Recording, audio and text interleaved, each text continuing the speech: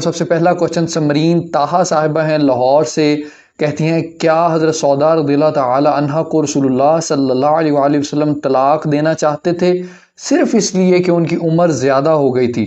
اس سے تو کفار کا یہ مقدمہ کہ رسول اللہ صلی اللہ علیہ وآلہ وسلم نے نعوذ باللہ ذاتی راحت و تسکین کے لیے شادیاں کیں، اس کو مزید سپورٹ ملتی ہے، اس کے حوالے سے ہمارے پاس کیا جواب موجود ہے؟ سوال کا جواب دینے سے پہلے دو باتیں بڑی ضروری کرنی ہیں کہ ہمارے اسلامی لٹریچر میں صرف قرآن پاک ایک واحد کتاب ہے جس پر آنکھیں بند کر کے اعتماد کیا جاتا ہے۔ ہم بڑے دھڑلے سے چیلنج کر سکتے ہیں، قرآن کے متعلق آپ کو کوئی اعتراض ہے تو وہ پیش کیجیے۔ ہمارے بزرگوں نے قرآن پاک کی بڑی خدمت کی ہے، بڑی محنت کی ہے، ہم اس کا جواب دینے کے لیے تیار ہیں۔ باقی جتنا اسلامی لٹریچر ہے وہ نبی کریم علیہ السلام کے وصال مقدس کے 200 سال بعد لکھا گیا۔ راویوں نے اس کو بیان کیا اور مؤلفین نے اس کو اپنی اپنی کتابوں میں جگہ دے دی۔ مؤلفین نے بڑی بڑی محنت کی، جو جھوٹے راوی تھے ان کو الگ کر دیا، ان کی روایتیں نہیں لی، کذاب راویوں کی روایتیں انہوں نے نہیں لی جو ان کے علم میں آتے گئے۔ لیکن اس کے باوجود اب بھی ہمارے اسلامی لٹریچر کے اندر کافی سارا گند موجود ہے۔ ضرورت ہے ایسے افراد کی جو پوری محنت شاقہ سے پوری طرح رندہ پھیریں اور رندہ پھیر کے جو اصل چہرہ ہے اسلام کا وہ لوگوں کے سامنے لائیں۔ ایک بات، اور دوسری بات یہ ہے کہ سید عالم صلی اللہ علیہ وسلم کے اخلاق کریمانہ کیا تھے، سرکار کی عادات کیا تھی۔ ام المومنین حضرت سیدہ عائشہ صدیقہ رضی اللہ عنہا، آپ سے پوچھا گیا اماں جان سرکار کے اخلاق کیسے تھے؟ فرمایا تم نے قرآن نہیں پڑھا؟ کیا بات ہے، جی پڑھا ہے۔ تو فرمایا کان خلقہ القرآن، بس قرآن کو پڑھتے جاؤ تو مصطفیٰ علیہ الصلاۃ والسلام کا سانچہ تمہارے سامنے نظر آتا جائے گا کہ نبی کریم علیہ السلام کی عادات مبارکہ کیا تھی، بالکل عین قرآن کے مطابق۔ اب حضرت سیدہ سودا کے مسئلے میں ہم قرآن سے رہنمائی لیتے ہیں کہ قرآن بیویوں کے بارے کیا تلقین کرتا ہے۔ جو قرآن تلقین کرتا ہے بالکل وہی نبی کریم علیہ السلام نے کیا تھا۔ یہ میرے ہاتھ میں قرآن شریف ہے، 5واں پارہ ہے، سورہ نساء ہے، آیت نمبر 129 ہے۔ مالک ارشاد فرماتا ہے وَلَن تَسْتَطِيعُوا أَن تَعْدِلُوا بَيْنَ النِّسَاءِ وَلَوْ حَرَصْتُمْ، تم کتنا ہی کیوں نہ چاہو پھر بھی تم اپنی ازواج میں عدل نہیں کر سکو گے، برابری نہیں کر سکو گے۔ پھر فلا تمیلوا کل المیل، لیکن ایک بات کا خیال رکھنا کہ پوری توجہ کسی ایک ہی کی طرف نہ کر دینا۔ یہ مالک ارشاد فرماتا ہے پوری توجہ کسی ایک کی طرف نہ کرنا۔ اب سید عالم صلی اللہ علیہ وسلم نے بھی اللہ کی بارگاہ میں عرض کیا کہ یا اللہ میں تو اپنی ازواج کے متعلق برابر کا سلوک کرتا ہوں، کسی کو کسی پر ترجیح نہیں دیتا، لیکن دل کا معاملہ تو تیرے اختیار میں ہے نا، وہ تو میرے بس میں نہیں ہے، لیکن میرا دل زیادہ عائشہ کی طرف جھکتا ہے۔ یہ حضرت سیدہ ام المومنین عائشہ صدیقہ کی عظمت بھی ہے اور سرکار کا اپنا برتاؤ بھی ہے۔ دل اگرچہ جھکتا ہے لیکن اس کے باوجود میں اپنی ساری بیویوں کے درمیان برابر کا سلوک کرتا ہوں، یہ ذہن میں رکھیے گا۔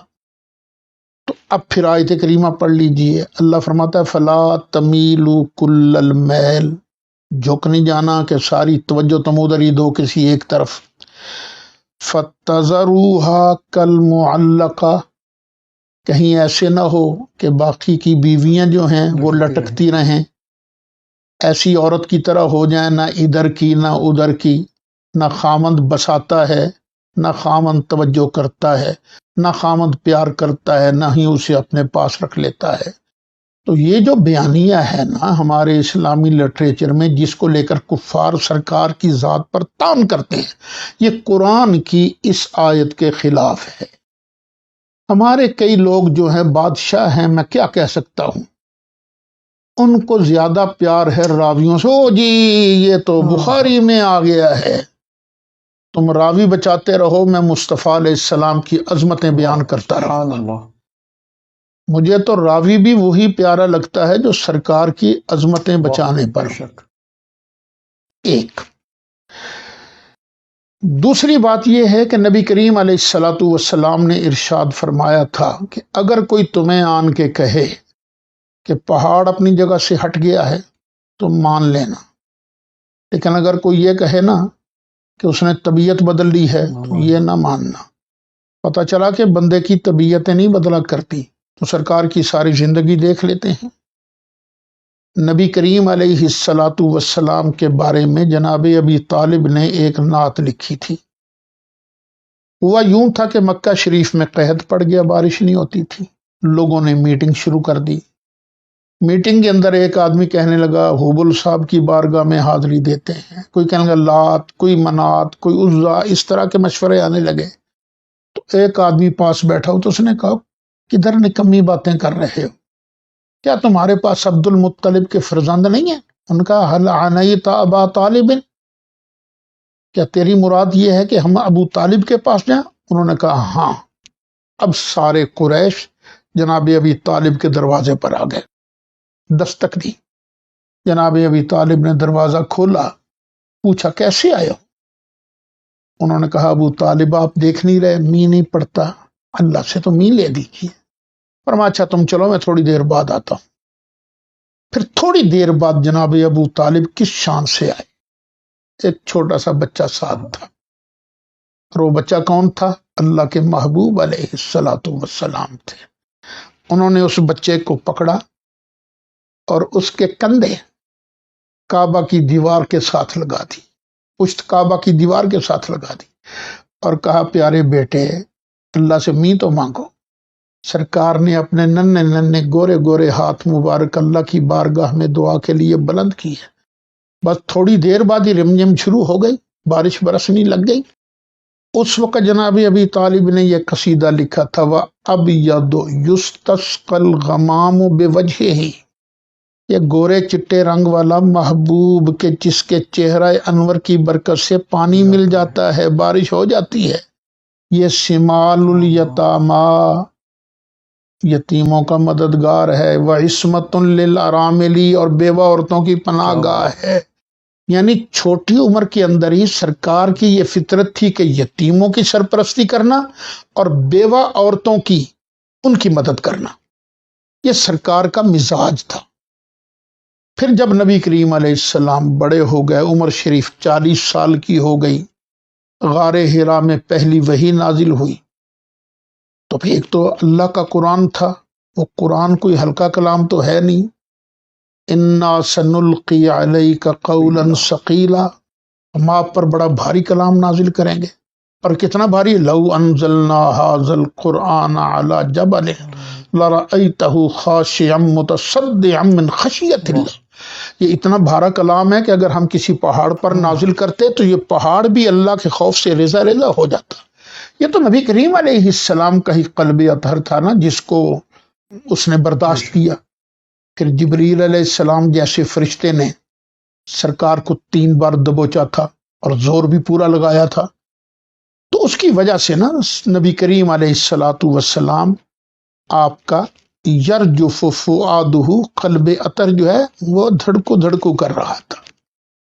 آپ اسی کیفیت میں گھر تشریف لائے، اور گھر تشریف لا کر آپ نے فرمایا زملونی زملونی، مجھے کمبل دے دو، کمبل دے دو۔ کمبل دے دیے گیا، سرکار لیٹ گیا۔ جب افاقہ ہوا تو اب ام المومنین حضرت نے پوچھا پیارے ہوا کیا تھا؟ تو نبی کریم علیہ السلام نے سارا ماجرا سنایا اور فرمایا لقد خشیت علی نفسی، مجھے تو اپنی جان کا بھی ڈر پیدا ہو گیا۔ تو اب اس کے جواب میں ام المومنین حضرت سیدہ خدیجۃ الکبریٰ نے جو جواب دیا وہ قابل غور ہے۔ عرض کیا کلا، نہ محبوبہ نہ، واللہ لا یخزیک اللہ ابدا، مجھے اللہ کی قسم ہے اللہ کبھی آپ کو رسوا نہیں کرے گا، آپ کی ٹور میں آپ کی شان میں کمی نہیں کرے گا۔ کیوں؟ اس لیے کہ آپ کے اندر کچھ کوالٹیاں ہیں۔ کیا کوالٹیاں؟ یہ نہیں کہا آپ نفل بہت پڑھتے ہو، یہ نہیں کہا آپ تسبیح بہت پڑھتے ہو، یہ نہیں کہا آپ کہ آپ غار حرا کے اندر جا کر کتنے کتنے دنوں تک چلے کرتے ہو، یہ نہیں کہا۔ کوالٹیاں کیا ہیں؟ انکا لتصل الرحم، محبوب پیارے آپ تو رشتہ داریاں نبھانا جانتے ہو، صلہ رحمی کرتے ہو، تحمل الکلا، نادار جو ہیں ان کا بوجھ بھی اٹھا لیتے ہو، مہمان نوازی کرنا جانتے ہو، تکسب المعدومہ، جس کے پاس کچھ نہیں ہوتا نا اس کو کما کر کھلانا جانتے ہو۔ یہ سرکار کا شروع سے مزاج تھا، رشتہ داریاں نبھانا جانتے ہیں۔ تو یہ کیسے ہو سکتا ہے کہ سیدہ سودا رضی اللہ عنہا یہ وہ خاتون ہیں، معزز خاتون، کہ حضرت خدیجۃ الکبریٰ کے بعد سرکار نے ان سے شادی کی تھی۔ ان کے بعد پھر 3 سال تک مکہ شریف کے اندر انہوں نے ہی بچوں کو سنبھالا تھا۔ حضرت سیدہ ام کلثوم، سیدہ فاطمہ زہرا 2 بچیاں تھیں، ان کو سنبھالا، سرکار کا خیال رکھا، گھر کا خیال رکھا۔ آڑے وقت میں جبکہ کفار مسلمانوں کو بڑا تنگ کیا کرتے تھے، اس مشکل وقت میں انہوں نے سرکار کا ساتھ دیا۔ پھر مدینہ شریف آ گئی، یہاں بھی گھر کو دیکھتی رہی۔ پھر مدینہ شریف آن کے سرکار نے اور شادیاں کی ہیں، تو کیا خیال ہے سرکار اس وفاش یار بیوی کو چھوڑ سکتے تھے؟ یہ بیانیہ بالکل غلط ہے، ہم اس کو تسلیم نہیں کرتے۔ تمہیں اعتراض کرنے والوں، تمہیں راوی مبارک، مجھے اللہ کا محبوب مبارک ہو۔ سبحان اللہ۔